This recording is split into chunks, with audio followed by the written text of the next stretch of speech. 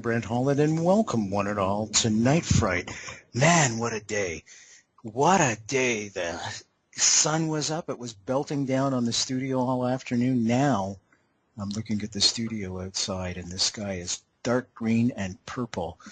Looks like we're going to get hit with one heck of a storm, which makes it just perfect for everybody to settle in and relax tonight. Get the coffee going, get the tea going, or a beverage of your choice going. Settle in, relax. Next 2 hours, have we got a guest for you? Most folks that are fans of this show will know of the Betty and Barney Hill story. That's right, folks. Tonight we've got Kathleen Marden on, and she is Betty Hill's niece. Let me just read this. Kathleen Marden is a well-known UFO abduction researcher, author, and lecturer with 24 years experience in the field. She is MUFON's Director of Abduction Research. In 2012, she was recipient of MUFON's UFOologist of the Year Award. She earned a BA degree in social work from the University of New Hampshire in '71 and participated in graduate studies in education while working as a teacher and education service coordinator. She is also a certified hypnotist. Her interest in UFOs dated back to September 20th, 1961, and everybody knows what that date was, when her Aunt Betty Hill phoned her nearby home to report that she and Barney had encountered a flying saucer in New Hampshire's White Mountains. A primary witness to the evidence of the UFO encounter and the aftermath, Kathleen has intimate knowledge of Hill's biographical histories, personalities, and previously unpublished historical files pertaining to their sensational story. Folks, don't go anywhere. We're going right there, right away. Kathleen, welcome to the show. Thank you for joining us. Thank you. Great to be with you. This is exciting for me. Real living history tonight, folks. For those that are unaware, and there's probably 2 or 3 people listening right now, and I like to do this because I like to encompass everybody and not leave anybody out, can you just give a quick synopsis of what took place in 1961? Certainly. My aunt and uncle were returning home from a brief vacation to Canada in Niagara Falls. They're driving through upstate New Hampshire when my aunt spotted a new light in the sky. It grew larger and larger in the sky. She and my uncle got out of the car.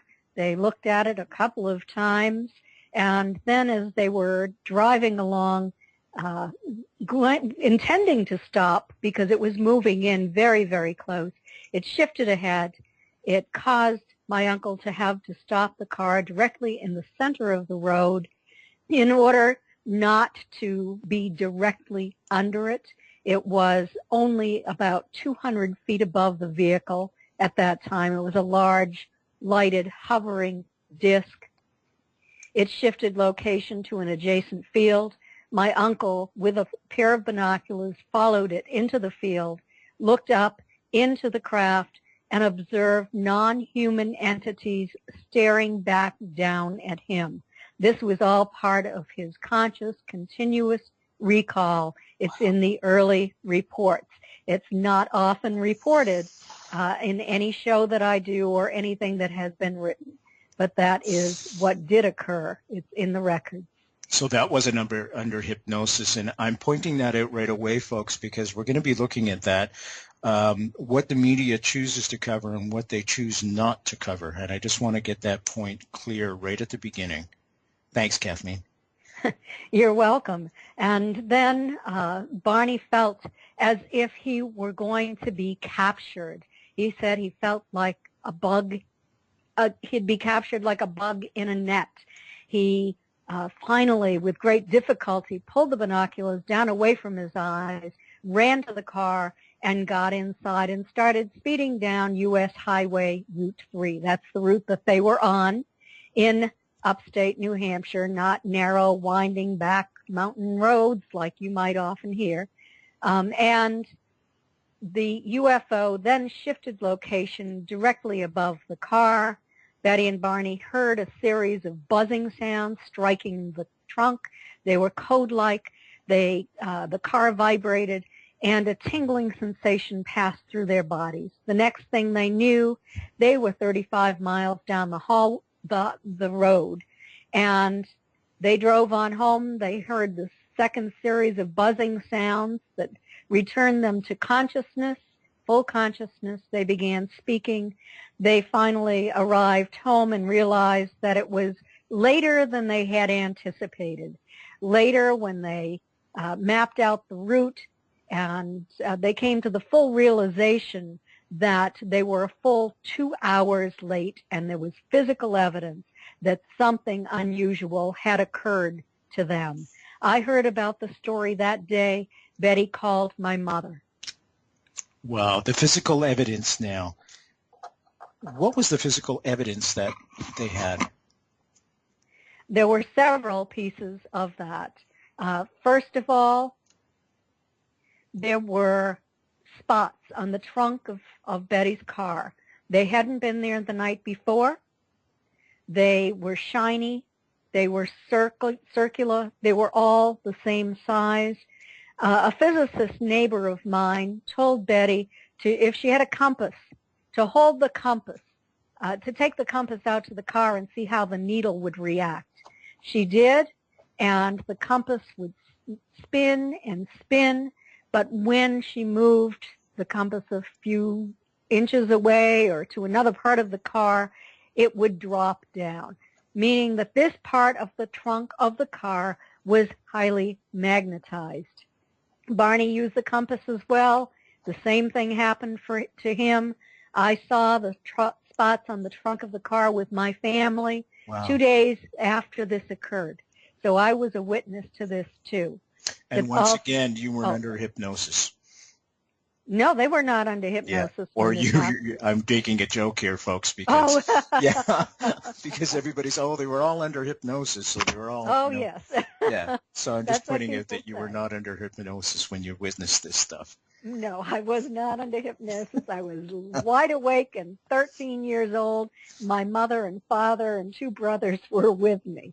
Now, wait a second. 13. I'm looking at your photo right now. Was that like 5 years or 7 years ago? When I was 13? Yeah.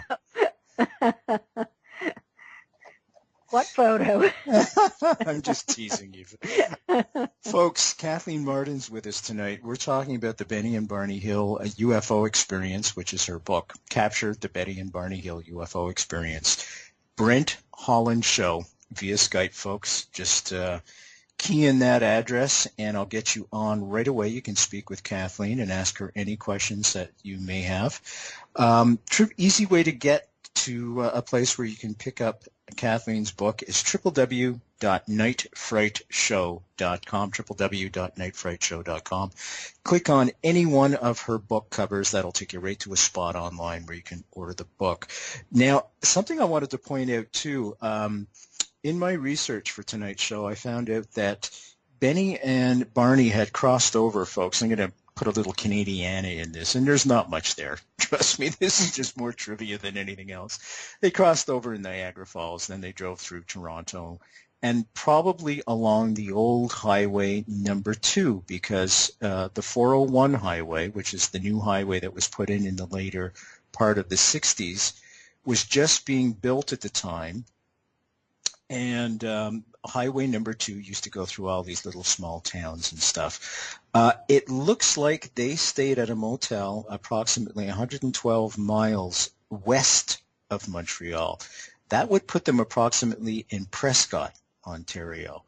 So I'd like to try and find out if that motel is still around and maybe speak to some people there, and maybe somebody might remember them even staying there. That would be kind of cool, actually, in itself. Now, what they did after that was they trekked off to Montreal, spent, I think, a night in Montreal, if I'm not mistaken, and then made their way down to New Hampshire. So it was quite a trek. I mean, in those days, it used to take approximately 9 hours.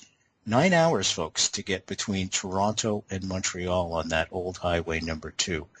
So that makes a big difference. Now, the new highway, the 401 it's called, is the busiest highway in North America. 500,000 vehicles a day go by where I live, and that's called Kingston, Ontario, which is a stone's throw from Prescott.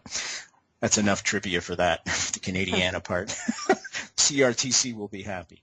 That's the Canadian Regulatory Television Commission. They control the airwaves and stuff. Let's go back to Kathleen. Kathleen, what was the family's perspective when Betty and Barney showed up with this cockamamie story? Were you guys, how did you guys react to this? We were very interested in what they had to say. We had no reason not to believe them. They were credible people. Betty was a social worker for the state of New Hampshire. Barney worked for the post office. They were active in civil rights. They were active in their church. They were normal, everyday, highly credible family members. So we were very curious. No kidding. How did it affect you? I mean, you've got these famous you've got this famous uncle and aunt. You're going to school. You're only 13 years old. How did that affect you in the class? Well, first of all of this was supposed to remain confidential, so I couldn't discuss it with my classmates. It was only in 1965 that a violation of confidentiality occurred, and the story was published for the first time in October of that year in the Boston Herald Traveler. And that's when the story broke. And so I'll have to talk about how it affected me in the class during my last year in high school. Sure, please do. Yeah. So all of a sudden, the students took an interest in my interest in space. And in my senior year, my class legacy was that I was going to be an astronaut. Right on. And, so that's what it was. I didn't take a lot of ribbing. If I did take a little ribbing, it was friendly ribbing from close friends, and I knew how to give it back. Okay, fair enough. Now, were you approached by the media at all to give any type of testimony or any type of comment? I wasn't in that time frame. The first time I was approached by the media was back in the 1990s. Wow. And Betty and I did a few television shows together. Were you treated respectfully? I guess what I'm trying to do is get across to the folks that may have had a similar experience to yourself, and definitely a similar experience to your aunt, is there's no need to feel ostracized. Many, many people have gone through this experience. And that's what I want to get across. I want to get across that this is, I won't say completely normal, but it has been experienced by other people. I was treated very respectfully by the media. The only people who, I can't say they're disrespectful to your face, but debunkers will be disrespectful behind your back, that's for sure. And then you end up reading what they have to say. What are some of the comments that the debunkers have made about this case? Oh, my goodness, there are so many. First of all, they say that Betty and Barney never observed anything more than a star-like object in the sky, which is absolutely ridiculous because when they arrived home, they sat down and they drew sketches of what they saw, and Barney had a structured craft with beings standing in the window looking down at him, and wrote on it, this is how it looked when it was 200 feet above the car. This is how it looked when it was 100 feet above me. Betty also did a sketch, but she didn't have the beings because she didn't observe them through binoculars the way Barney did. They made a report to Pease Air Force Base. In the report, it states that the UFO was as large as a dinner plate at arm's length at its closest approach. So how can anyone with a conscience or who has done their homework state that it was only a light in the sky? That is complete nonsense. They also like to say that Betty had been a UFO and science fiction enthusiast all of her life, and that she was delusional. All of that is completely false. She had never read a book on UFOs prior to September 21st, 1961. Barney also had no interest in the subject. In fact, he was a skeptic. He didn't even think it was possible. What led to their coming out, if you will, their hypnotic experiences, and what led to them even searching in their own quest for some kind of closure, I suspect, about that lost time that took place? Well, I have to tell you, Betty wrote a letter to Donald Kehoe. He was the director of the National Investigations Committee on Aerial Phenomena. She wrote it on September 26, 1961, only 6 days after she returned home after this event. And she had at that point read her first book. The address was in the book. And she made a report to him. And in that report, she said that they were seeking the services of a qualified psychiatrist who could hypnotize Barney to remove the mental block that he had developed after he had observed these figures dressed in black shiny uniforms through the window of the craft through binoculars. So that is when their search began. 2 months later, they discussed it with Robert Homan and C.D. Jackson, who were 2 NICAP investigators who came out to interview them after Walter Webb. Walter Webb was the first. Walt was an astronomer at Hayden Planetarium in Boston. Homan and Jackson worked for IBM. One was a senior engineer. The other was a scientific writer. They went over the story at that time, the route again, and discovered that there was definitely missing time there, and a big segment of missing time as well. So there was also talk about seeing a hypnotist at that point. They contacted Ben Sweat, who was a member of their church, who lectured at their church. He was an Air Force officer at Pease Air Force Base, and he was an amateur hypnotist. He talked to them and advised them that they should see a professional, that he was only an amateur and did not want to touch that kind of thing due to the emotional trauma that was building up in Barney. He was developing symptoms that we now call post-traumatic stress disorder. I'm going to stop you there, Kathleen, because we've got 2 people on the line. We're going to go to Angela first in Lake Tahoe, and then the other caller who just called in will go to you after Angela's finished with her first question. Angela, do you have a question for Kathleen? Yeah, hi, Brent. It's Bill, actually. Thanks for taking my phone call. That's okay. Your voice has changed, hi. Angela. Nice to meet you over the phone, Kathleen. Oh, nice to meet you as well. Yes, I had one question. Whatever happened to the car with the physical evidence on it? Well, Betty ended up selling the car to her daughter. But if you're interested in what happened to the spots, there's a little controversy there. Betty's memory stated that the spots eventually faded away. Betty's daughter said that the spots were still there when she purchased the car and then when she sold it to someone else.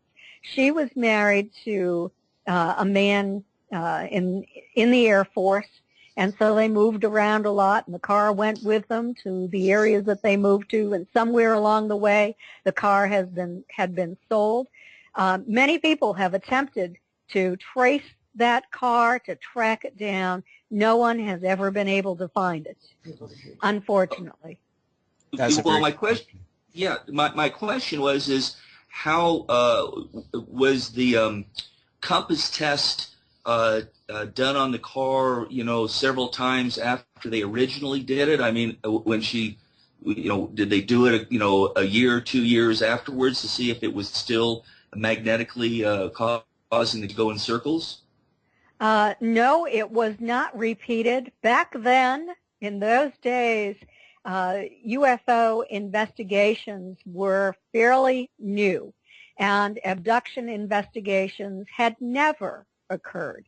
No one really knew what to do.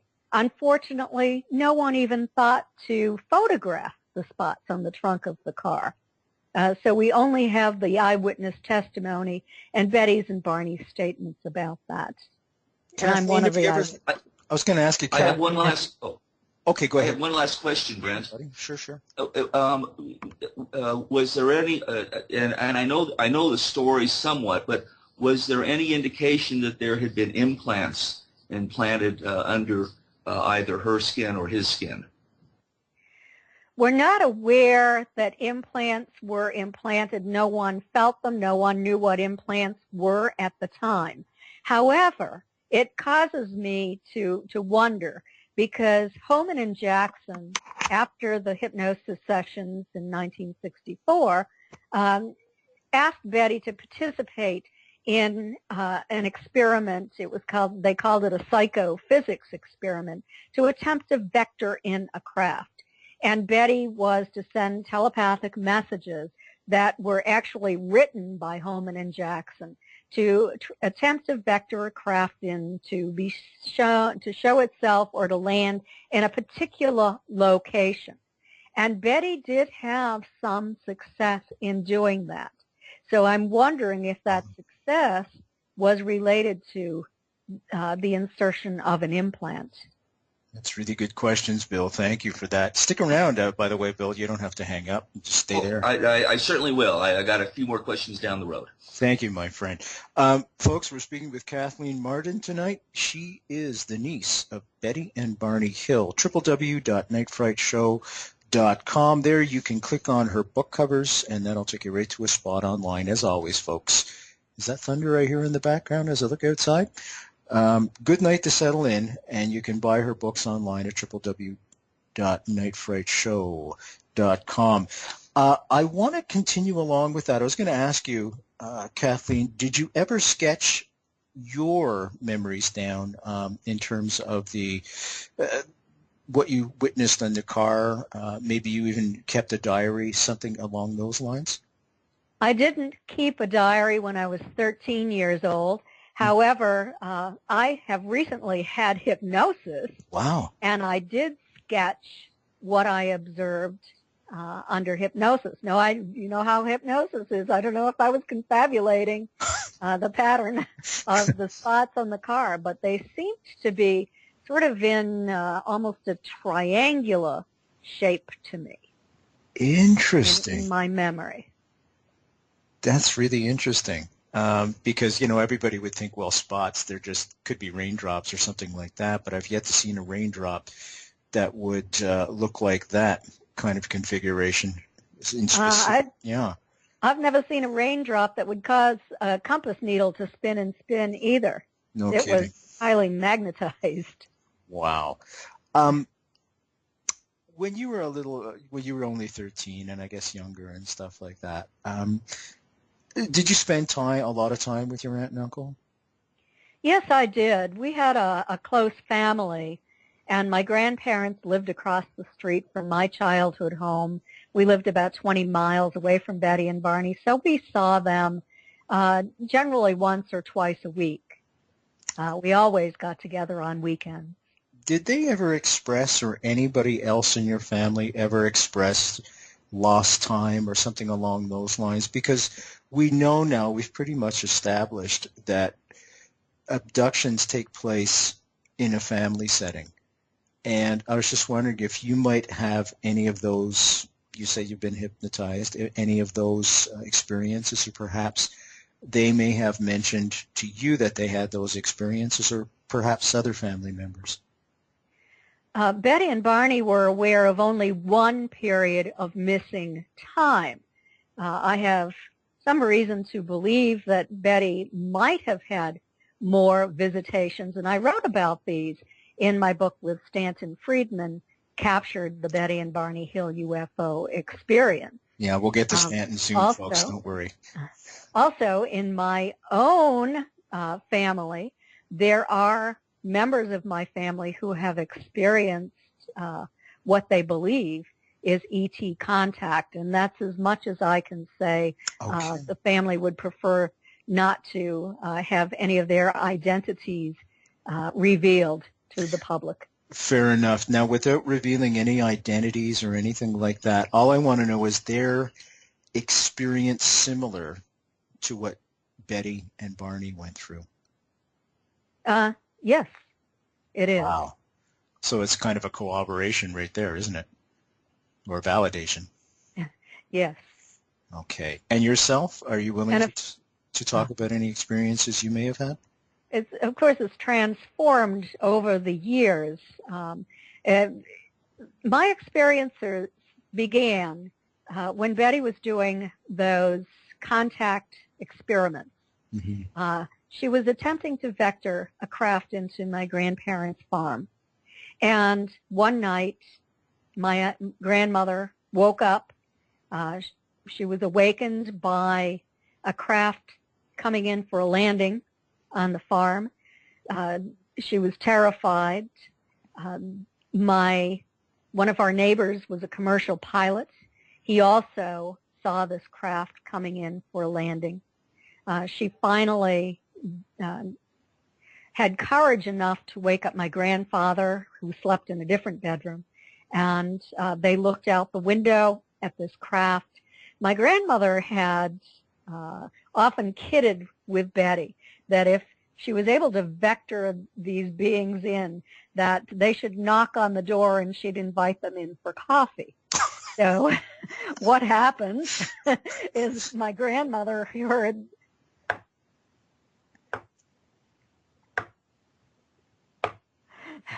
on the door. Oh, and God. This is why she was so terrified.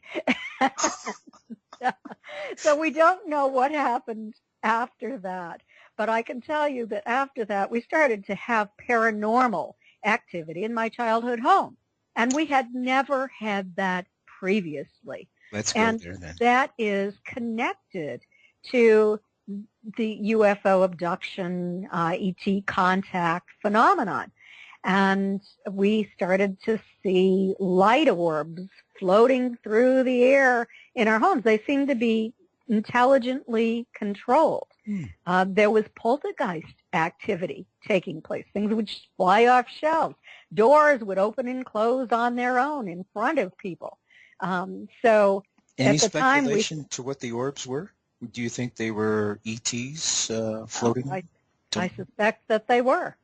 And as a researcher, many people have reported these light orbs to me, and some have reported that they rapidly expand into ETs. Really? I haven't heard that. Wow. Jeez. So it could be. I have no solid evidence, but that was all speculation. Now, you're just a young teenager at that point. Did they feel malevolent to you at all when you felt this energy, these poltergeist entities? I don't know what else to call them. Did they feel malevolent? Were they threatening at all? My family was curious about the things that were flying off. They didn't feel they were malevolent, but my brother was nearly hit by one of these orbs that came at him. We were in our late teens at the time. I was off in college when this happened, and he was home on leave from the service. This is during the Vietnam War. And thank him for his service, please. Yes. And he's a great guy. He ended up becoming a police detective. Fantastic. And recently retired. But one came toward his chest, and he jumped back away from it. So this was a pretty disconcerting an experience for him to have at the time. I heard about it back then. And, what did the neighbors think?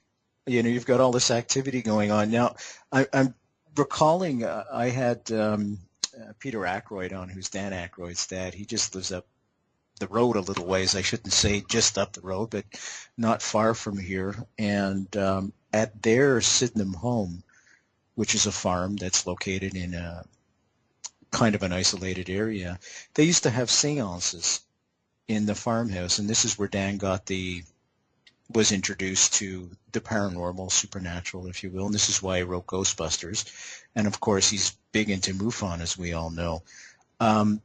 What were the neighbors thinking? You know, I mean, they must have witnessed some strange stuff going on at your family farm as well, no?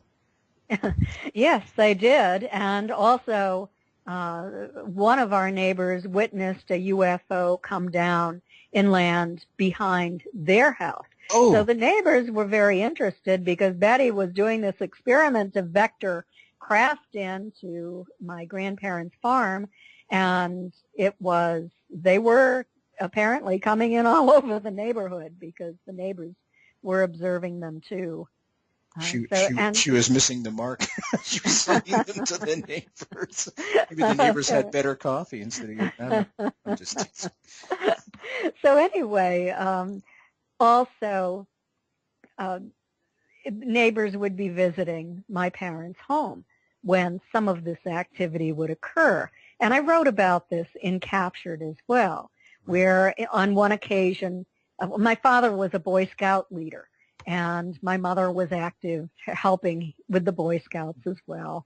And there was a meeting going on at the house, and there were several adults there. And all of a sudden, the door opened, the cat walked in, and then the door closed. So that was a strange event that occurred. There were a number of strange events that others observed at that time. I wonder how the poor kids at the Boy Scout, because I was a Boy Scout too, and we used to sit around the campfire scaring ourselves with ghost stories, of course. And, and here's a real one for real. Looks like I think we have another caller. Just let me see. Nope. Okay, I thought we had another caller calling in. Do you have something else to add, Bill? Was that you? Billy? Yeah, I had a question. Sure. You had you indicated that someone had suggested to set up this scenario where Betty would try and vector in the UFOs. Is that correct? That is correct. It was Robert Cohen and C.D. Jackson, two of the early investigators. Now, what happened after you had these two incidences where the craft landed at the grandparents' house and came in behind the neighbor's house and was observed by the next-door neighbor? Was there a paper written? I mean, there certainly was verification, I would think, of what they were trying to show that she could do. What came about as a result of that happening? These were reported. Some were reported to NICAP, and they're probably in NICAP's files. Okay. I don't know what NICAP is. It's the National Investigations Committee on Aerial Phenomena. Oh, okay. All right. I just because if she was doing this experiment and it proved to work out, I just was interested in what happened as a result of that. Mm-hmm. Documentation. It was documented. Yeah. I've got to ask you this. What led to you getting involved? I mean, you've got a social worker's degree, right? That is correct. I was a social worker, and then I was an educator and education services coordinator. But back in 1988, I was working very, very hard, had a very successful career. I was remarried a few years before that to a man with 3 children, so I had my 2 at home during the week. I had 5 on weekends. And I was also trying to finish up on my master's degree when I sort of burned out. I came down with what was diagnosed as chronic fatigue, that was later, initially as chronic reactivating mononucleosis. Okay. And so I had to leave my job and take it easy. And I became bored at home, just trying to decide what to do with myself. I had been accustomed to a lot of intellectual stimulation. I had written about model programs that I had developed and run, that sort of thing. Mm-hmm. So I decided at that time that maybe it would be interesting to investigate my aunt and uncle's case for myself. I had been reading a lot of information that didn't have the ring of truth. It wasn't what I recalled. It was in the mainstream media. It was also on television. I wanted to investigate, to interview my aunt, to drive along the close encounter route, to go to the abduction site, to get all of the statements I could from her playing devil's advocate, and to research all of her files about her case. And she had a very extensive collection of files. In 1996, she gave me a copy of the hypnosis tapes that she and my uncle had with Dr. Benjamin Simon. I listened to those many times, and then I transcribed them. And I lined Betty's statements up against Barney's statements for comparative analysis.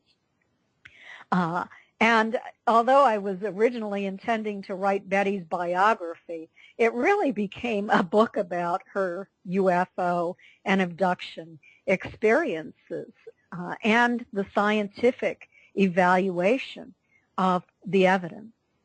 And as I said, there was much more than just the spots on the car. When you did the comparative analysis, what were some of the things that were striking to you?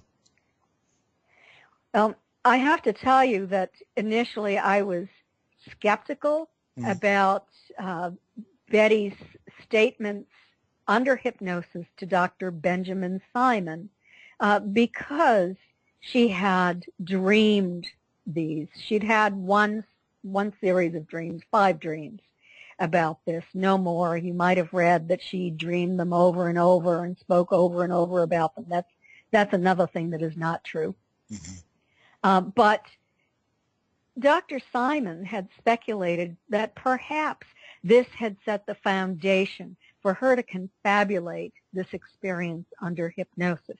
So I wanted to find out if, in fact, her statements under hypnosis were identical to her dreams. She had written out a paper, a detailed paper on her dreams that I could compare it to.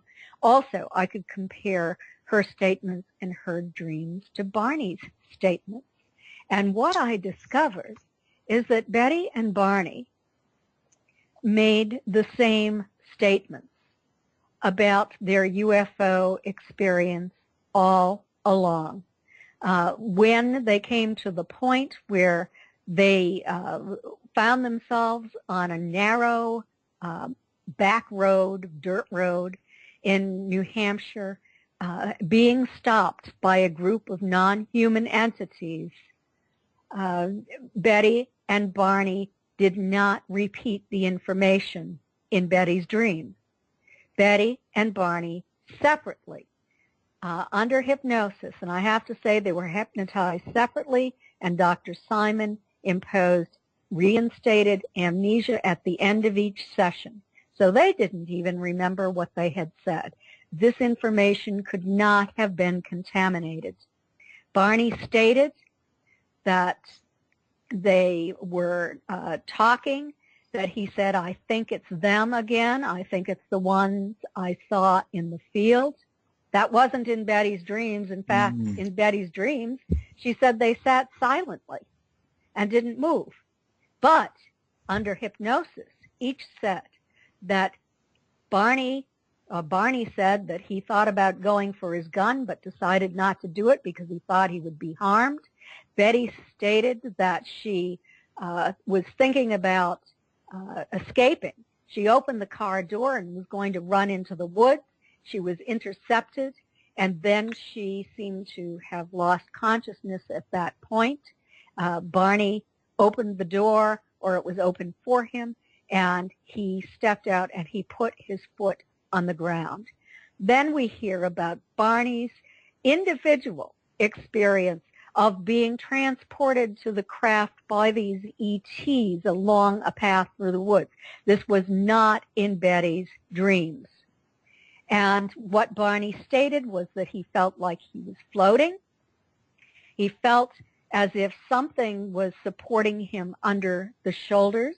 but that he could feel the toes of his shoes bumping along the surface of the ground, bumping along the rocks. Then he could feel his shoes sliding up a ramp and bumping over something at the top of the ramp before he was taken down a darkened hallway and into an examining room. That wasn't in Betty's statement, yet that was part of Barney's hypnosis. It wasn't in Betty's dream either.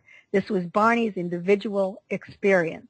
And Betty's individual experience was closer to her dream, but I found that it was different. Another example of this is when they were released after their experience. In Betty's dream, they were both taken out to the car at the same time. Didn't happen that way under hypnosis. Barney was taken down first, and when he was put into his car, he sat on his gun. None of that was in Betty's dream. Wow. Betty was taken down after. She remained behind because she wanted to take that thing that was similar to a book that contained alien symbols to, as proof that her experience had occurred. She had been told by the leader she could take it.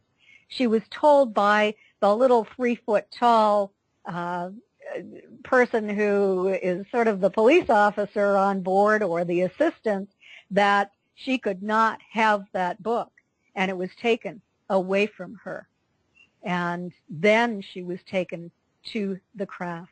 So I found many places where there was specific information, the number of ETs who were standing in a particular location, what they were doing, which was not in Betty's dreams, but was in Betty's and Barney's separate statements to Dr. Simon.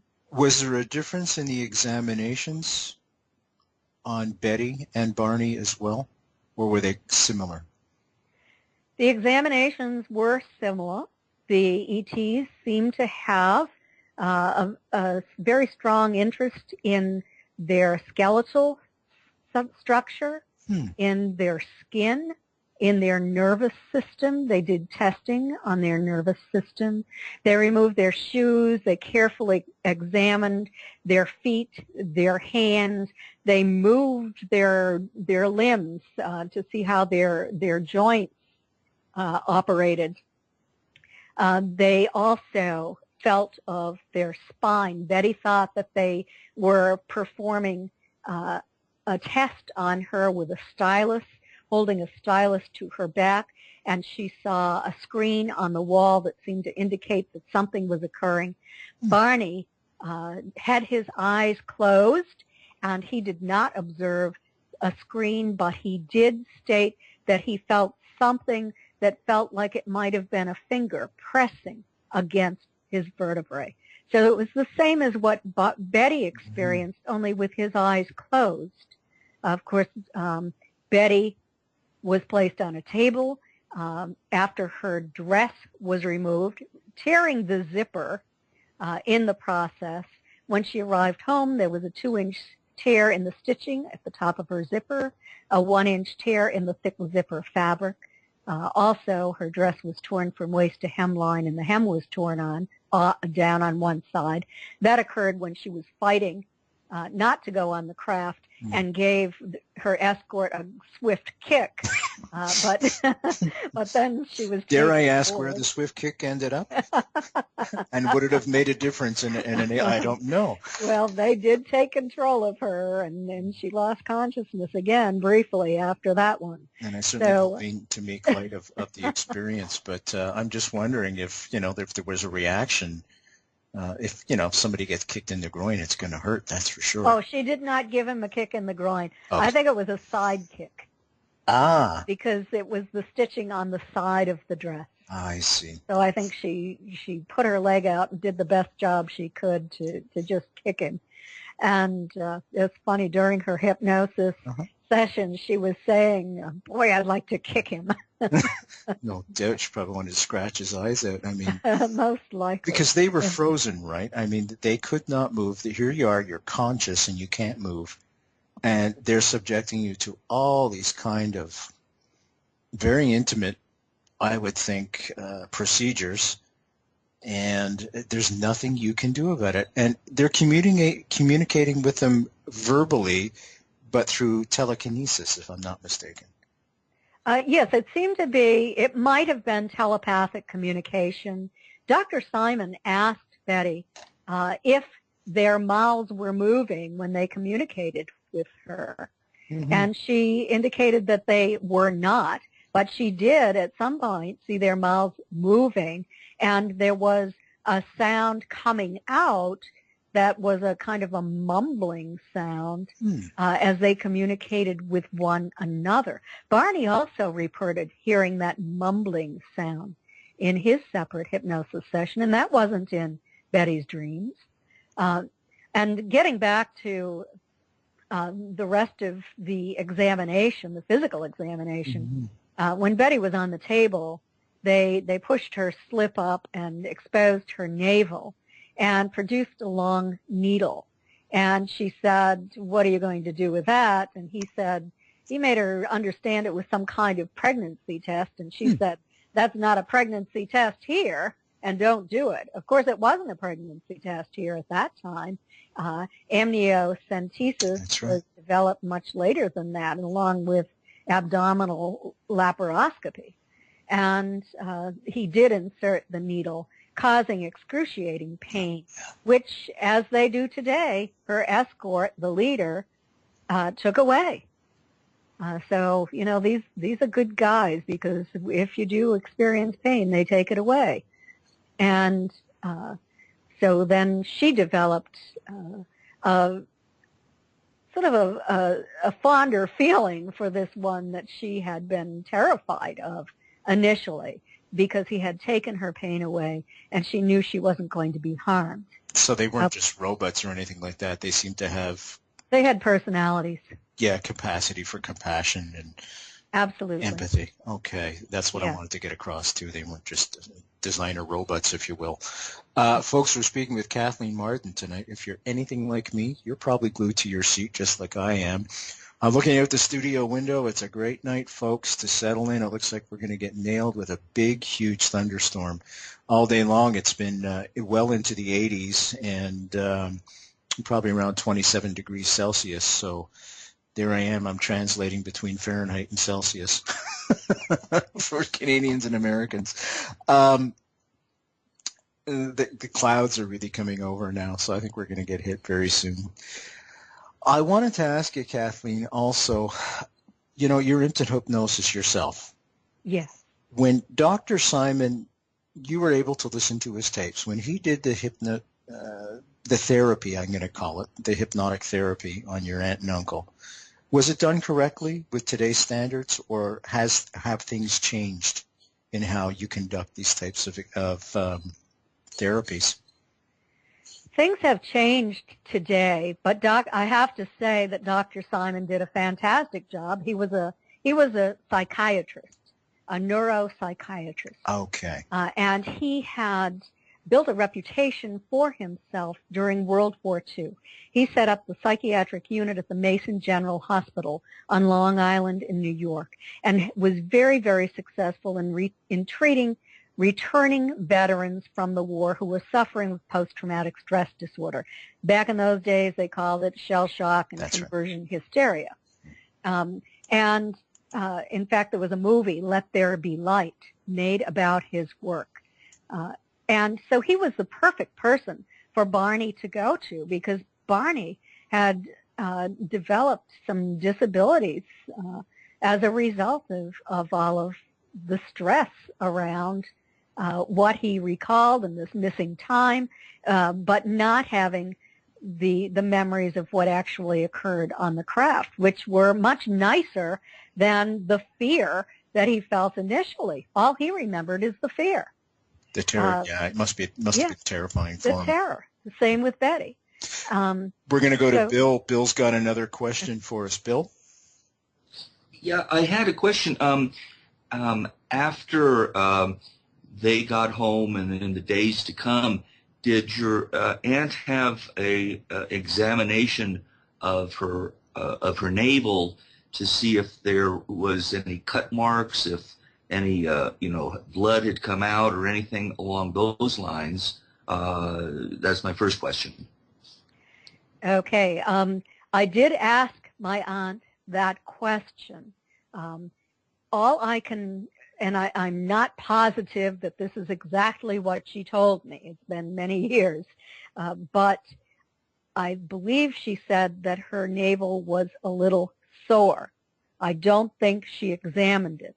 I do know that Barney examined his groin because it was itchy, and then not that long afterward, these growths started to appear in a concentric circle on his groin.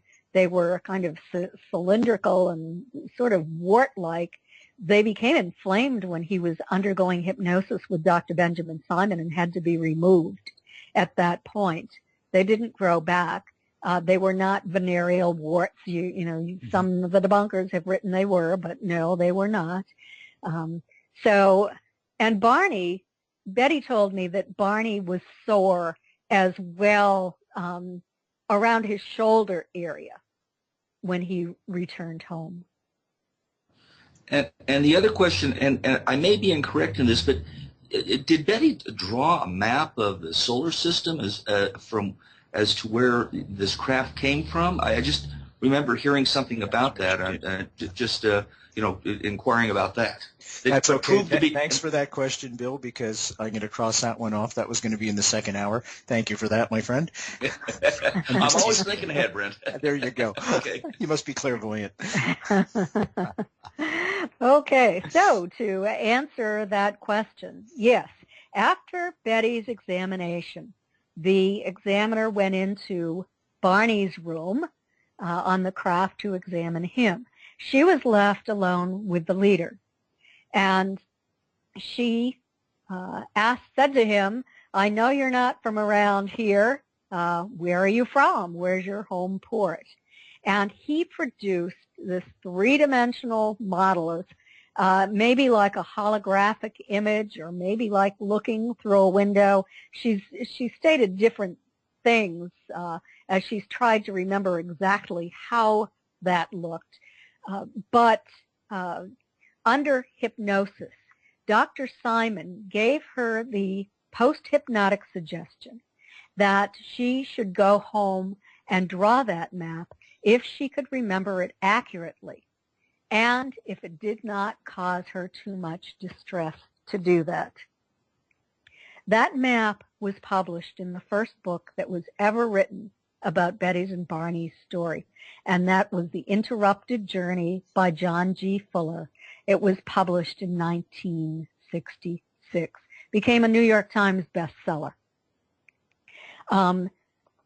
Marjorie Fish, who was a brilliant woman from the state of Ohio, saw the star map in the book, The Interrupted Journey.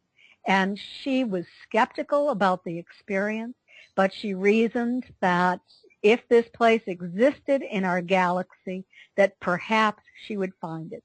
Initially, she thought that she would find many matches for Betty's map. In the end, she found only one. She started her work after she read the book, probably 1967, 68. She met with Betty for the first time in person on my birthday in 1969. That was August 4th, 1969. And I remember that because it was my 21st birthday, and I was living with Betty at the time. I was a college student living with Betty. So Marjorie spoke with Betty on the phone. They wrote letters back and forth. And Marjorie went to the local university in Ohio to the astronomy department. She couldn't check out the astronomical catalog, and there were no photocopying machines in those days. So she had to sit in that department and hand copy the distance data from the catalog. Hang on to that for a second, Kathleen. We're going to come up to the break in about 15 seconds. and I want to keep people on the edge. Okay. Folks, Kathleen Marden's our guest tonight. We're talking about Betty and Barney Hill. They are indeed her aunt and uncle. We're talking about alien abductions in the second part of the show. We're going to let Kathleen finish that story, and wait till you find out what Betty sketched and what it matches almost to a T. Also, we're going to talk about the movie that was made about their experience. Don't go anywhere, folks. 6 minutes. We'll be right back. Kathleen, stay tuned. 6 minutes. We'll be right back to you. I'm Brent Holland from Night Fright, www.nightfrightshow.com. See you soon.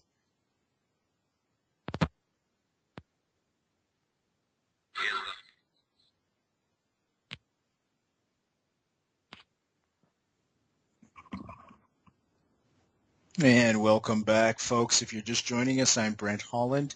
The name of the show is Night Fright, www.nightfrightshow.com. There you can pick up every guest book, or sometimes there's a DVD for sale, or sometimes there's nothing for sale, and it's just contact information.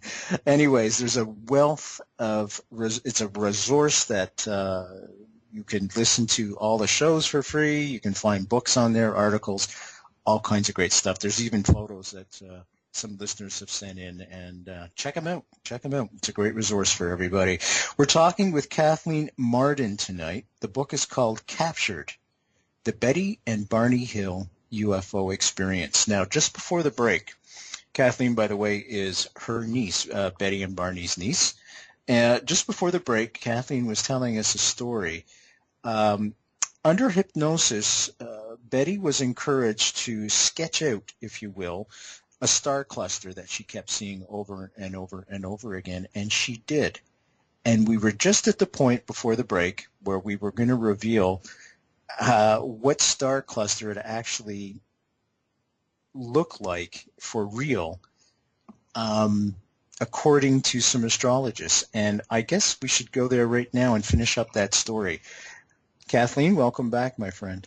Oh, thanks. It's great to be back.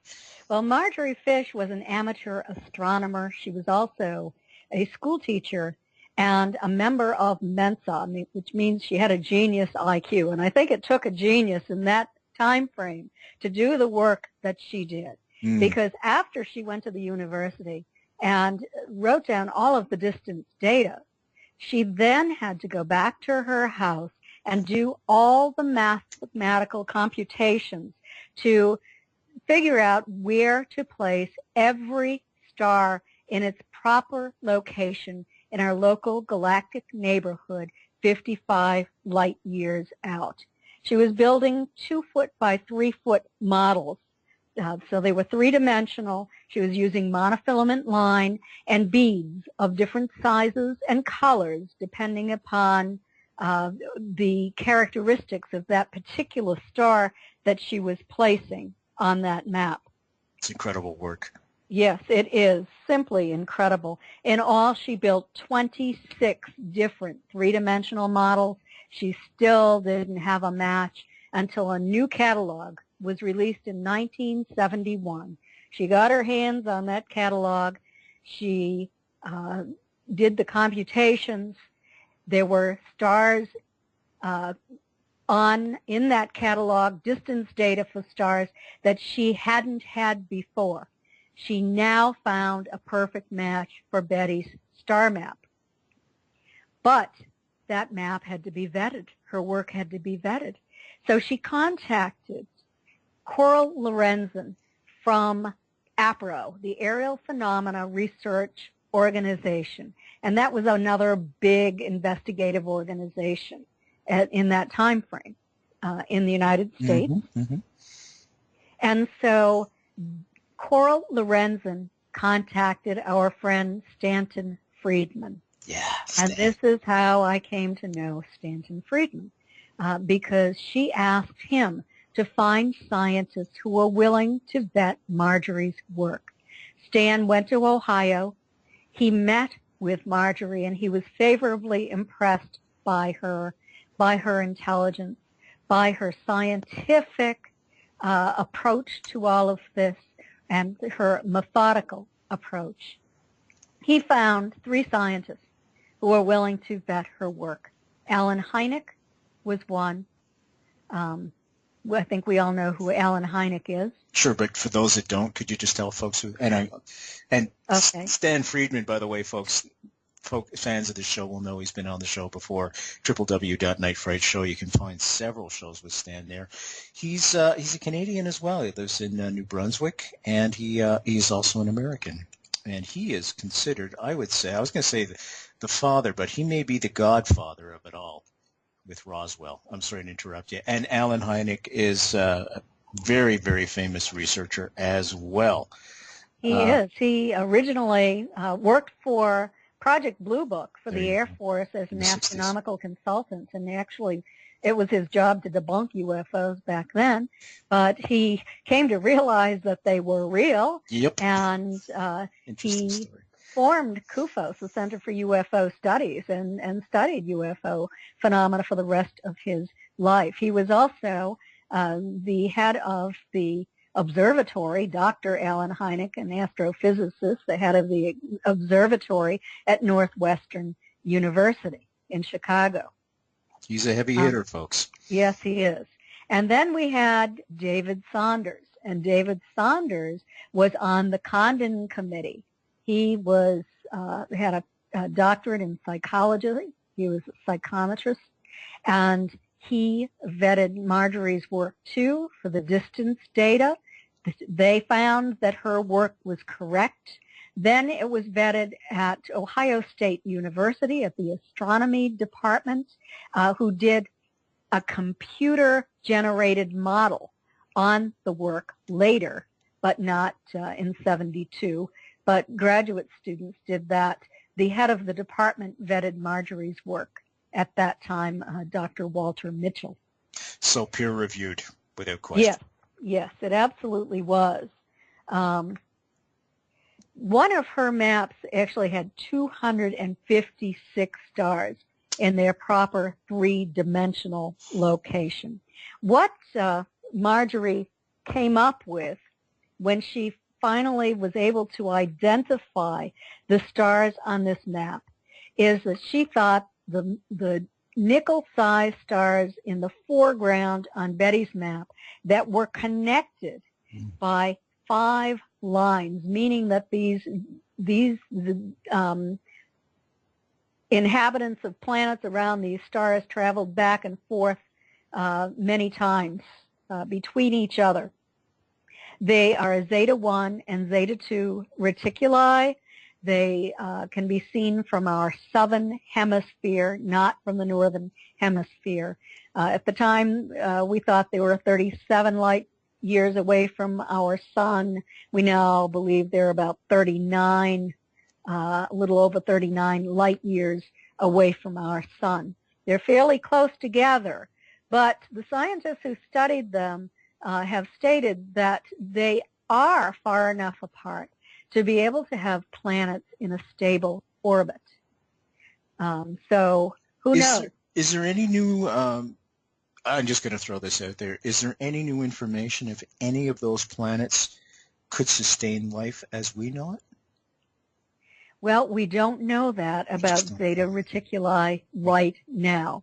We need to get out there. It's on the plans, but we have not been able to see that far to evaluate that area in space for planets.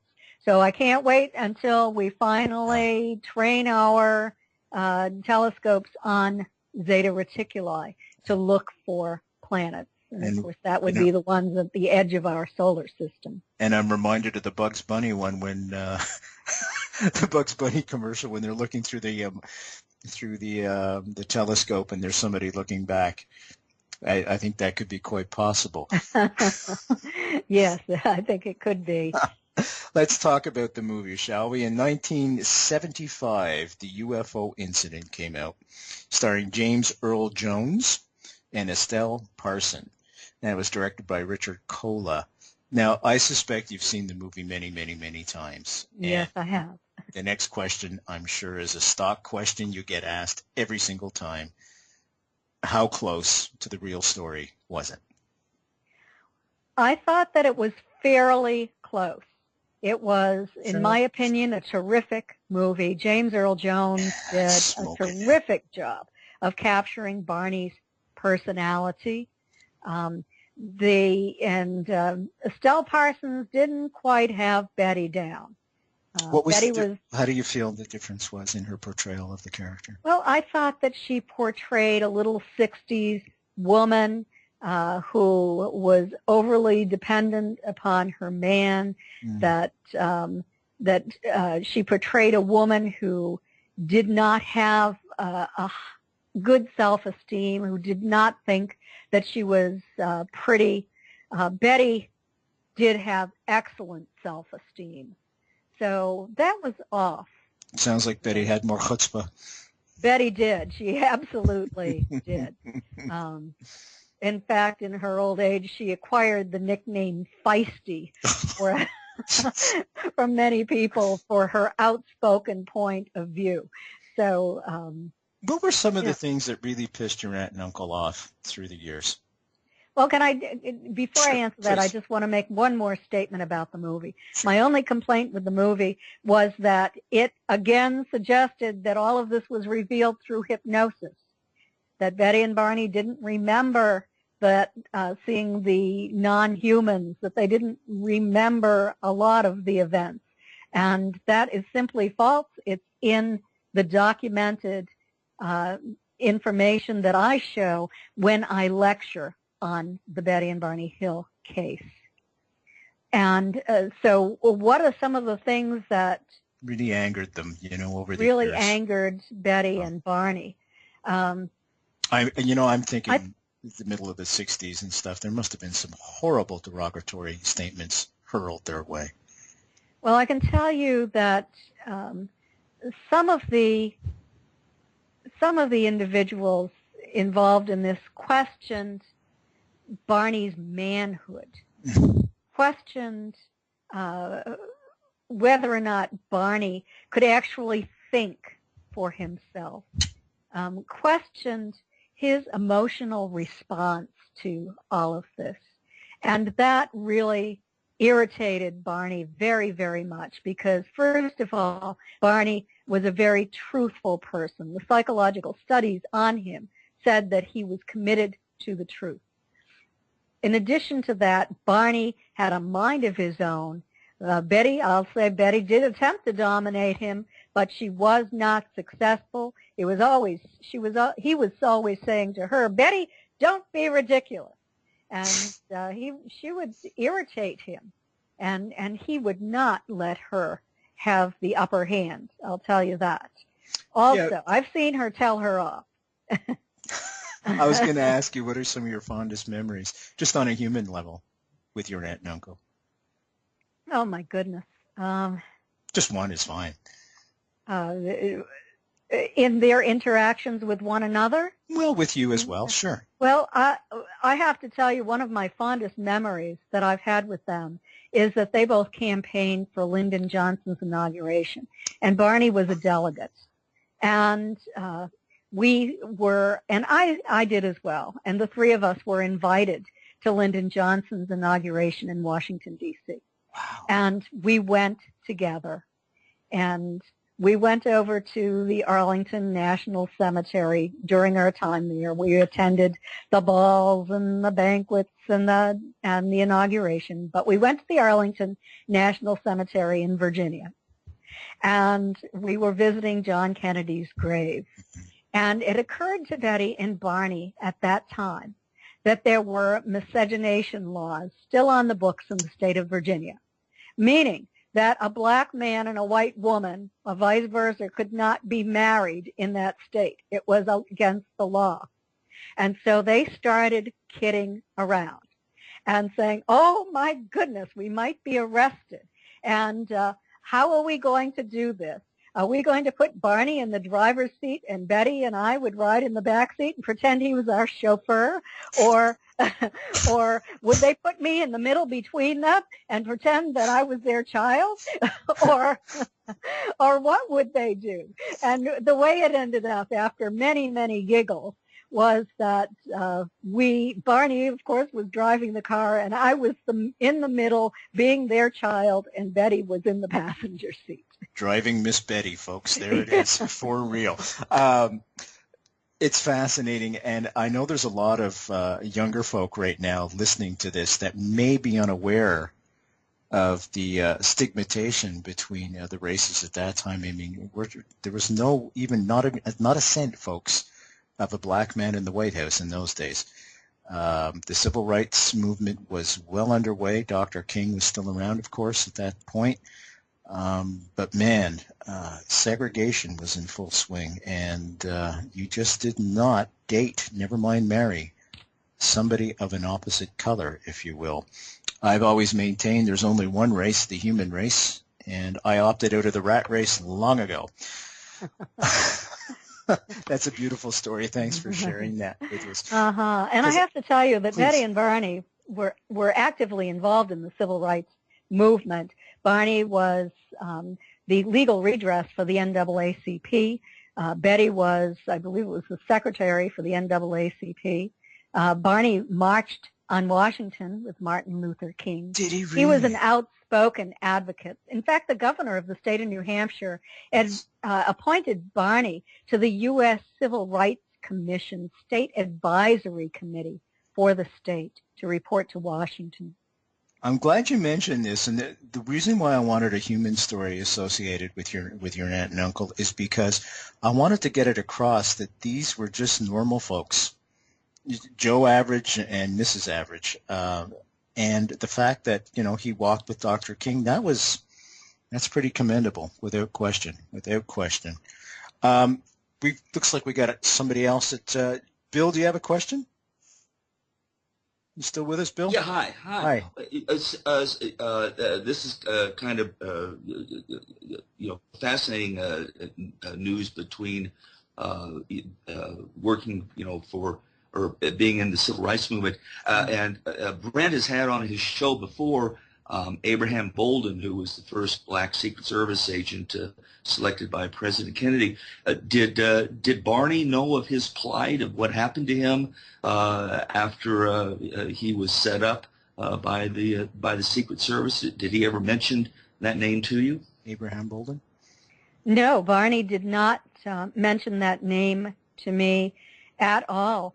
The only connection that Barney did have with military intelligence was through James McDonald, not the Dr. James McDonald from Arizona, but Jim McDonald, who was stationed at Pease Air Force Base. He was an officer there, and he became Barney's best friend, and Betty and Barney knew that he had been a CIA agent.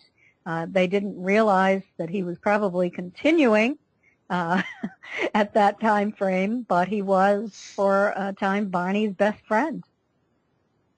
That's pretty cool. Yeah. Without question. There's some trivia, folks, some more trivia.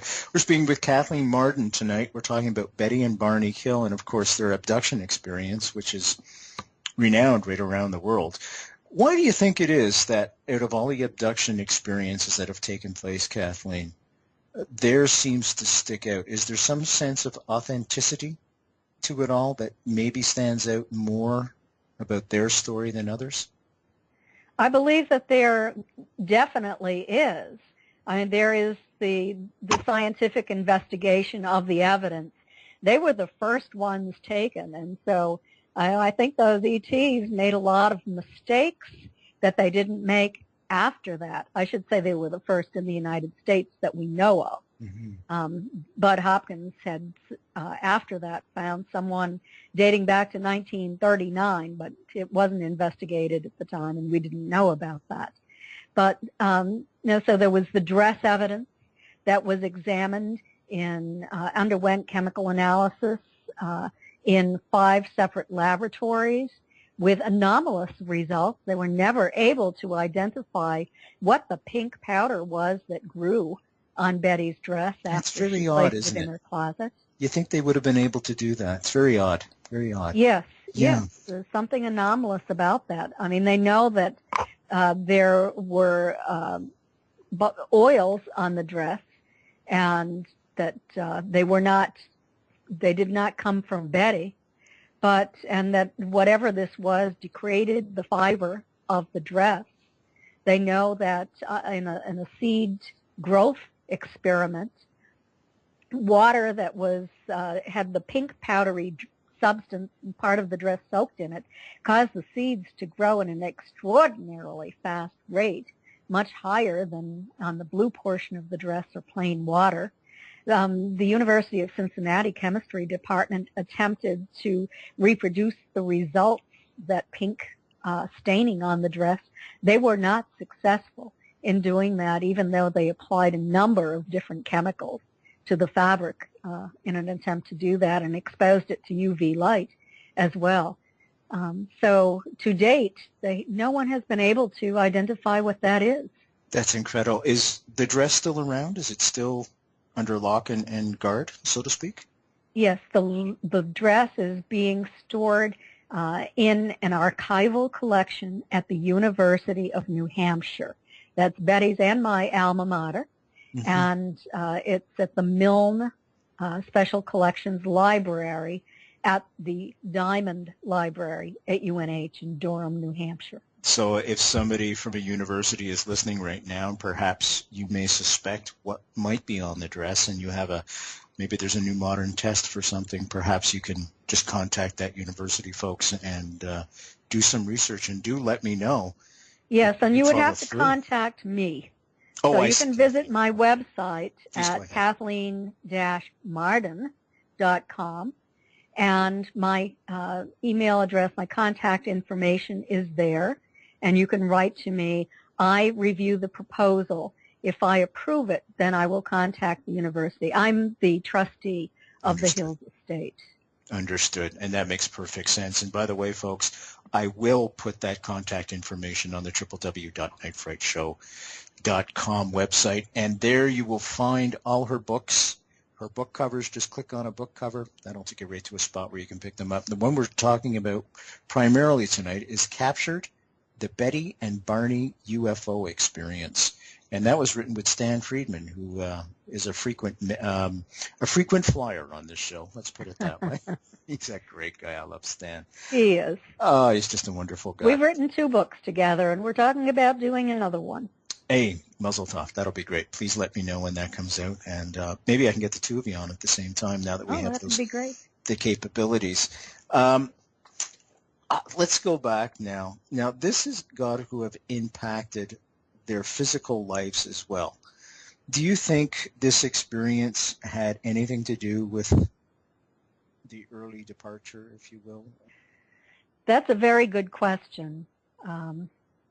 It's something that I've thought about many times. I've been asked that question many times. I really do not know, but I suspect that Barney was a driven person. You have to understand that. He was committed to his work with the civil rights movement. Right. Once the violation of confidentiality occurred and the book was written, then there was this additional work put upon him in addition to his full-time job. And I think that it might have had a lot to do with his early demise, with his stroke, that took him from us at age 46 in 1969. Mm-hmm. How was Betty after that? It must have just devastated her as well. I mean, to have gone through what she must have gone through to marry him, and then go through this experience of being abducted and then losing him at that point, it must have been devastating on her.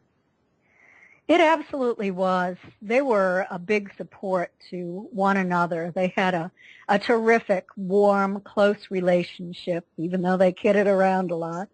And that is the time when I moved in with Betty, is shortly after Barney's death, because unfortunately the harassment that was taking place in their home stepped up in that time frame. Despicable. Things were happening. Someone or some agency was trying to push Betty over the edge, I think. And so I moved in with Betty. At the time, I was a college student. I moved out of my dormitory and in with her. So you honestly feel that there was a concerted effort to try and discredit your aunt? Absolutely. I witnessed it with my own eyes. Can you tell us some of that?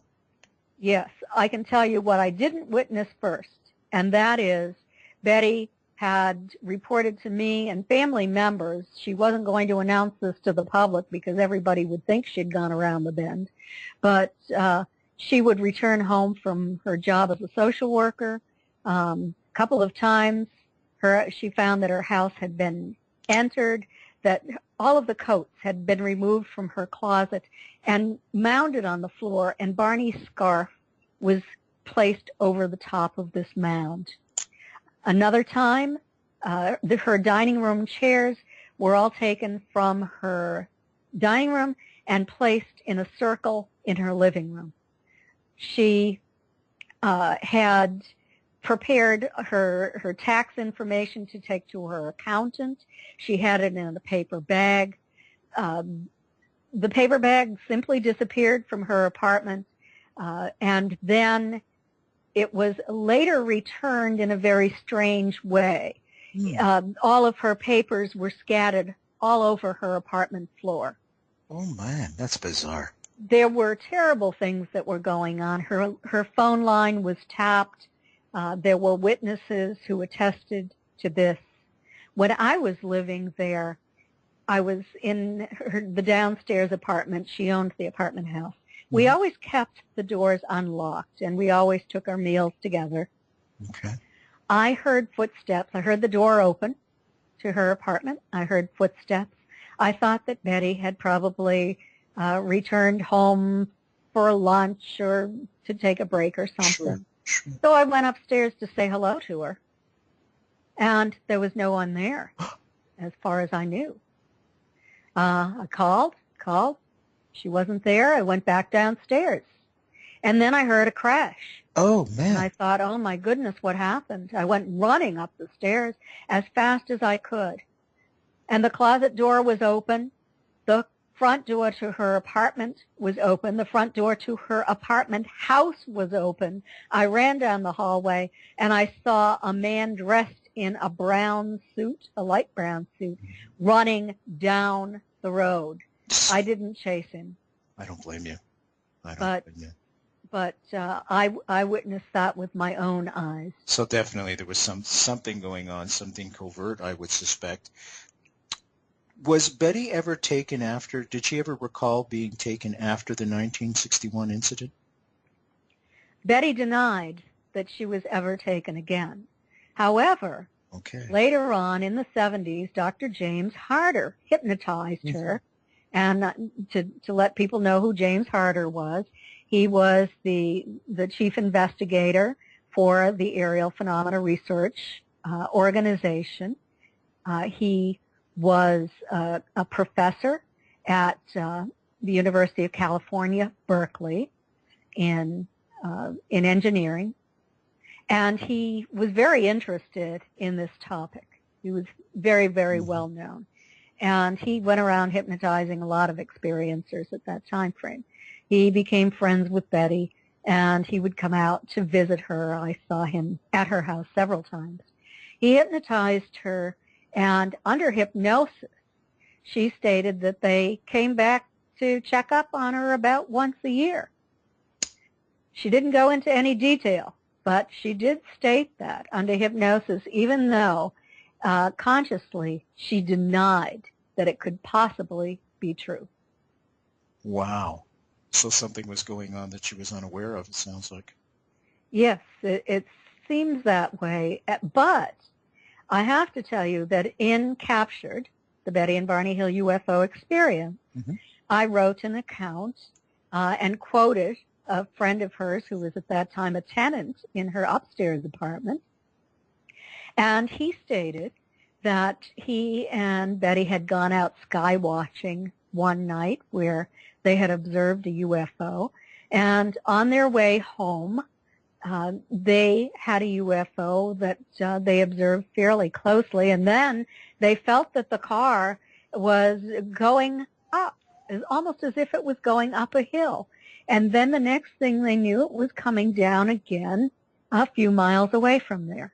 And so I wonder if that might have been another contact experience for Betty that she simply did not remember and chose to deny if it was brought up. We're going to go to Bill again. Bill, do you have a question, my friend? I do. With regards to your experience with this gentleman that was running away from the apartment complex, did you ever send in a Freedom of Information Act request to the FBI or other agencies to find out if there had been an investigation going on and getting any type of documentation with regards to that? I have not done that, but I should do that, and should get Stan Friedman to help me. Bill, are you offering your services? I should tell Kathleen. Bill, do you want to tell her your background, my friend? Well, I've been a litigation attorney for 35 years, and so and Brent knows me very well, and yeah, so when I listen to the various guests that he has on, I'm always thinking about what could I prove in a court of law. What is their documented or what is their eyewitness testimony? And so these are the type of questions that I think about. And I would assume that your gut feeling was that she was being invaded by some government agency at the time. The Freedom of Information Act has opened up a lot of documentation for a lot of people across the country with regards to a lot of different issues. The John F. Kennedy assassination, Freedom of Information Act has opened up a lot of documentation. So I would assume that if that was correct, that buried somewhere would be that type of documentation. I'd be more than happy to work with you on something like that.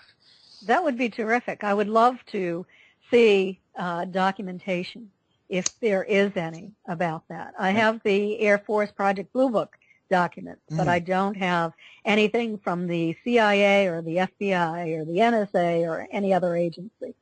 What I'll do Brent can give you my contact information, and feel free down the road to give me a contact, because people are surprised at what is out there and what can be recovered these days. And you may have the smoking gun there. You never know.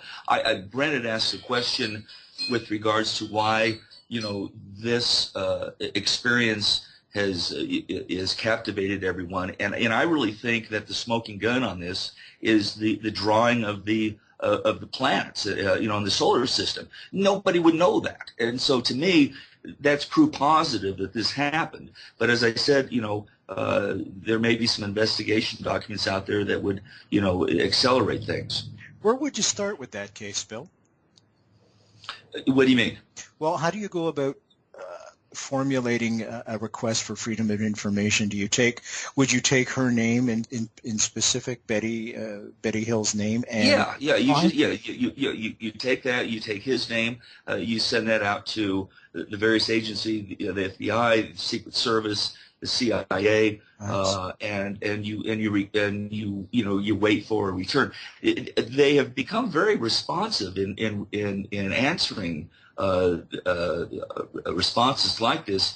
And my assumption is everything is on computers now, and people that are accessing this information, they punch up the names on the computer that they have, and they see it, and as long as it hasn't been classified as top secret, it's sent out for the most part. So it's a fairly simple way to go about doing it, and you get it, and if you don't, you don't. But I think it's something, Kathleen, that you should do, or and should have done maybe in the past, because I would think that it would be something that may bring out some really important information, possibly. Yes, it would certainly be worth an attempt to do that. I don't know why no one has, or if perhaps they have, and they weren't able to acquire anything. I really Well, don't know. yes, well, and listen, Stan Friedman is more of an expert on this certainly than I am. But if you have contact with him, you just may want to bring up that question with him. As Brent will tell you, he is a huge stickler on doing your homework and following through and investigating someone or following the document trail, as you may say. So if you have contact with him, you may just want to bring that subject up. Well, I have frequent contact with him, and I'll bring it up. We might have discussed it in the past, particularly since he helped to investigate this case.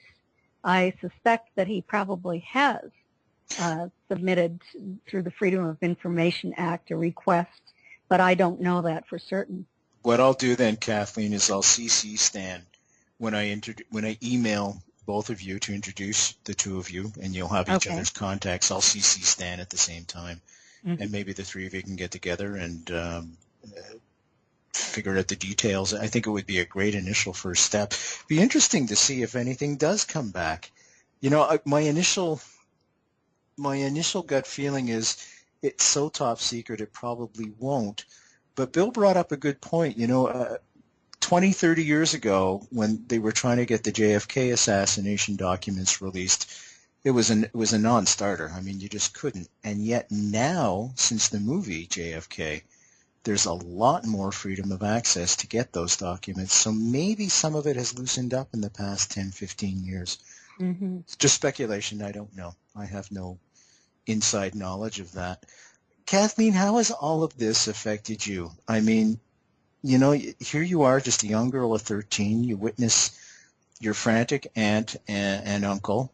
They've had this incredible experience, and it must be just like a tidal wave that you've ridden the whole time. It really has, and I have to tell you, I had a pretty mainstream life for many years, but I always had an interest in this because I had a close relationship with my aunt and uncle. But and when I first started investigating this and speaking about it, I have to say I was an apologist ufologist. But I have gotten over that a long, long time ago. And I'm speaking out without any hesitancy about this right now. I joined the Mutual UFO Network in 1991, became a field investigator so that I could learn how to investigate this case, went on to be MUFON's director of field investigator training for 10 years. I'm currently MUFON's director of abduction research and was awarded their Researcher of the Year award in 2012. So I'm a well-known abduction researcher at this point. I've done with Denise Stoner, my co-author on the Alien Abduction Files, my latest book. Let's talk about that. Yes, and we did a year-long research study on commonalities among experiencers. There were 50 experiencers in the 25-person control group who participated, and we were able to identify some commonalities, 23, in fact, among experiencers. Can you just give us a couple? Sure. The majority of experiencers feel that they were taken at a young age, and they've been taken more than 10 times in their lifetime. Also, 88% of those who participated in our study stated that they had paranormal activity in their homes after their experience. And that is what got me so interested in that paranormal activity in my childhood home after Betty's experiments to vector in a craft. Yeah, that's pretty red flag-ish explosive, isn't it? Yes. What were the criteria? I suspect it was a common questionnaire. Did you put people under hypnosis yourself as well for this? No, this was not part of an investigation. This was part of a sociological study. Okay. That we were doing social science based upon my background in social science. I had learned how to do social research. So Denise and I developed a questionnaire. Can I ask you a question, Kathleen? Yes. I've had two people come to me, and both seem very legitimate and both seem very sincere and authentic.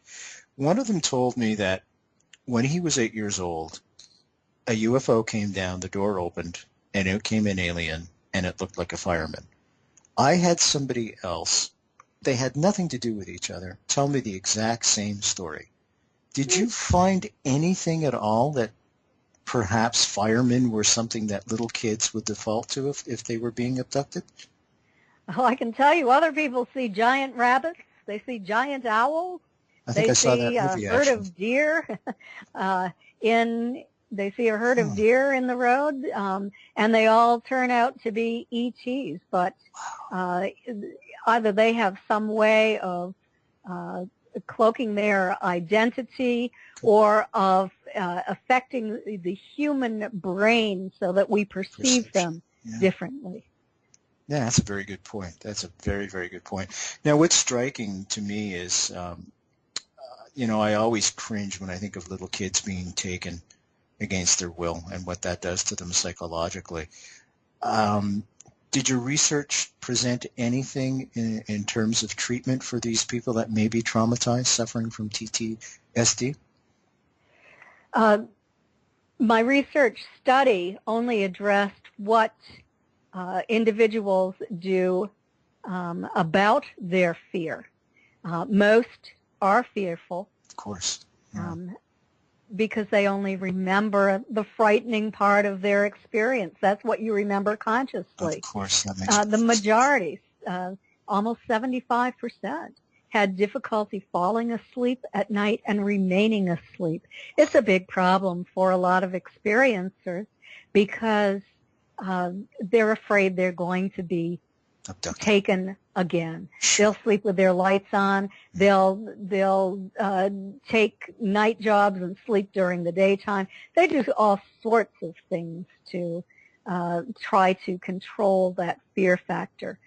What I have found is that with every individual I have ever hypnotized, under hypnosis, once they get beyond that fear that they recall, they find that they're comfortable inside the craft. They're calm. They're in a familiar environment. They're given suggestions by these ETs that they are loved, that they're cared for, that they might be part of their family. So the ETs are very kind to them once they arrive on the craft. Interesting. So does that help them then to overcome that fear and change that whole dynamic around? It absolutely does help them to overcome that fear. Very, very interesting. Just out of speculation, because it just popped in my mind, and God knows a lot of things go pop in my mind, is it possible that ETs are us after we've passed on? After we've passed on? Yeah. I've heard that maybe the ETs are us in the future. They're time travelers, but after we've passed on. I think that there are actually extraterrestrials coming from another planet, or other planets, I should say, other solar systems, into our solar system. And I think that they use technology that opens up a window in which these spirit beings, these interdimensionals, can come into our three-dimensional environment as well. But I think that these ETs are using technology. I also think there are interdimensional beings who are visiting. So I don't think it's one or another, all or nothing. I hear all sorts of testimony from individuals. I've spoken with hundreds of individuals. And I think that we've pretty much broken that down into categories. Kathleen, in your study, I want to come back to the categories, but I wanted to ask you, in your study, was there any surprises? Is there something that stood out in terms of commonalities that was shocking to you? You weren't expecting? I was not expecting to find that 36% of the people who participated in the study felt they were taken for the first time when they were under 5 years old. Oh, my God.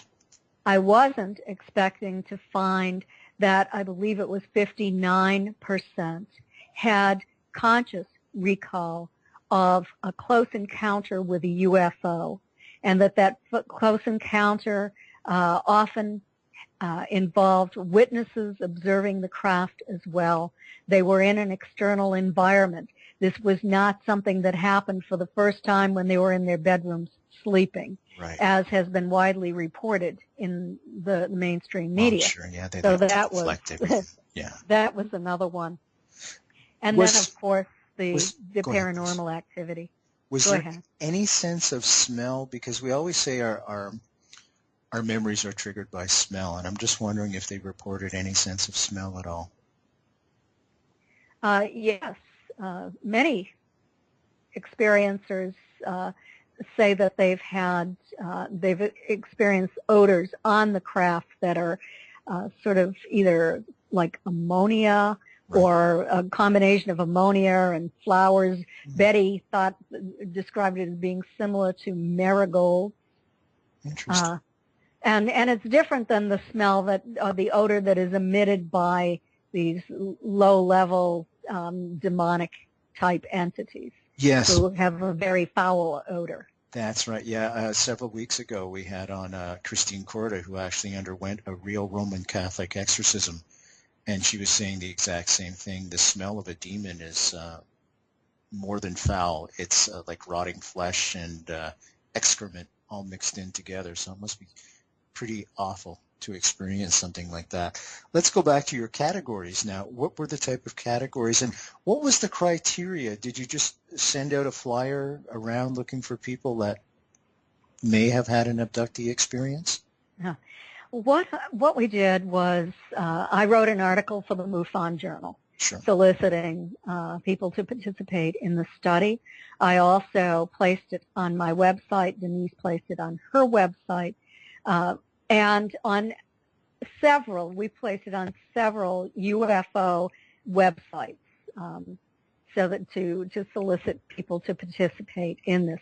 I also announced it on every radio show that I did an interview on. So that's how I got this. I also had the questionnaires available on my table when I spoke at conferences. So a number of different avenues of soliciting individuals to participate. We're going to go back to Bill. Bill's got another question. Yes, hi, Kathleen. In the study that you did with it was 100 participants, did you say? We had 50 in the experiencer group, 54 in all, but there were 4 that we could not include in the study because they did not remember enough to include their results. There were 75 in a control group who had not had a UFO abduction experience, so 75 in all that we could count. And in all of these, did you come across anyone that had the physical evidence that Betty and Barney had, any type of physical evidence that you were able to discern? That wasn't a question on our study. This was a questionnaire that people could go to my website. They could download the questionnaire and complete it and then return it to me either as a paper copy or via email. So that was not a question. But in my research, in my investigations, have I ever found anyone who has a level of evidence that Betty and Barney have?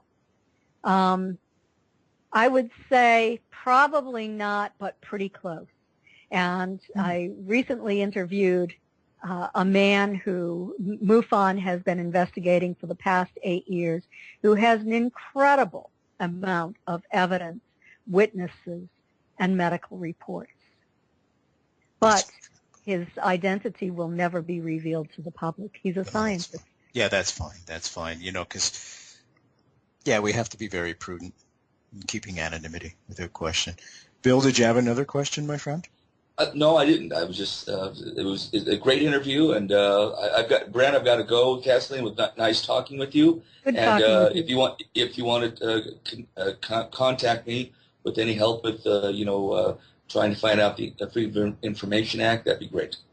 Yes, and I would. Thank you for your offer. And I'll hook you guys up. Thanks so much, Bill. Say hi to Angela. I will. Okay. Folks, we're talking with Kathleen Marden tonight. We've only got a few minutes left. www.nightfrightshow. There you will find her book, Captured the Betty and Barney UFO Experience. Other books she's written as well. The titles will be there. Just click on the book cover. That'll take you, as always, to a spot where you can order the books from the comfort of your own home. Kathleen, what's next for you? I mean, this study must have opened up a lot more doors than it closed, I'm thinking. Yes, it absolutely did, and my last book did as well.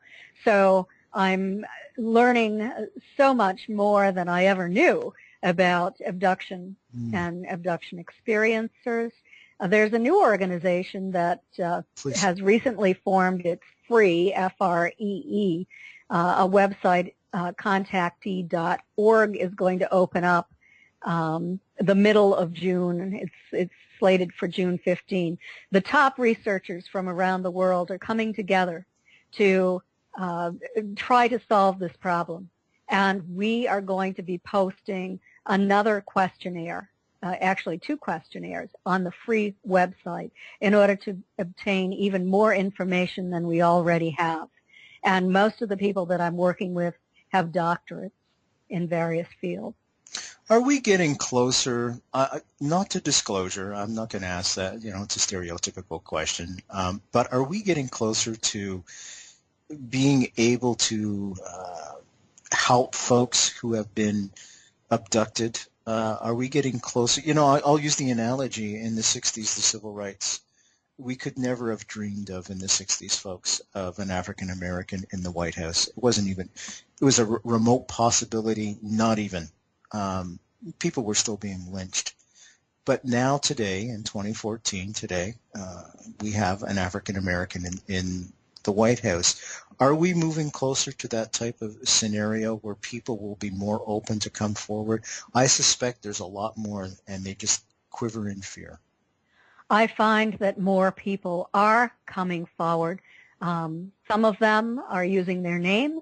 Some of them are coming to me with a guarantee of anonymity by me. And they're telling me their stories. They're giving me their information. People are contacting each other.